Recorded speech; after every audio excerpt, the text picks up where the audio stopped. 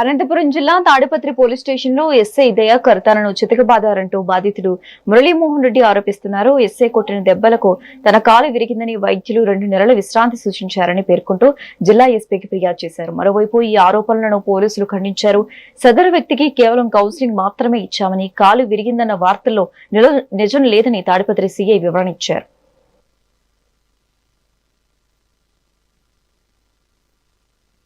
అడపద్రి Dayakar sir నన్ను కొట్టినాడు, నా కాలు ఫ్రాక్చర్ చేసినాడు.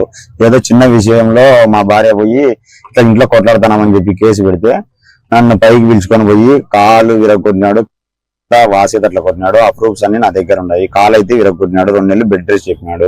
చిన్న విషయానికి పోతే గలాట పెద్దది చేసినాడు. ఆయన చాలా ఇష్యూ చేసినాడు. ఏం చేయాలో నాకు అర్థం కాలేదు. నా మీద ఏమన్నా కేసులు ఉంటే ఓకే, అనవసరంగా బైండ్ ఓవర్ కేసు కూడా పెట్టినాడు. మీకు అంత డౌట్ ఉంటే కానీ స్టేషన్ లో నేను ఏ టైంలో లోపలికి వచ్చినా, ఏ విధంగా వచ్చినా, మళ్ళీ నన్ను ఏ విధంగా బయటకు పంపించినాడు, ఆ సీసీ ఫుటేజ్లు కూడా తీసుకోమనండి. అట్లా ఏమన్నా డౌట్ ఉంటే అనవసరంగా ఇష్యూ చేసి పెట్టినాడు. చిన్న విషయానికి పెద్ద ఇది చేసినాడు. దయాకర్ రెడ్డి, దయాకర్ అంటారు, దయాకర్ రెడ్డి అంటాడు. హైట్ గా ఉన్నాడు మనిషి. తాడపత్రి టౌన్ ఎస్ఐ గారు. అడపద్రి దయాకర్ సార్ నన్ను కొట్టినాడు, నా కాలు ఫ్రాక్చర్ చేసినాడు.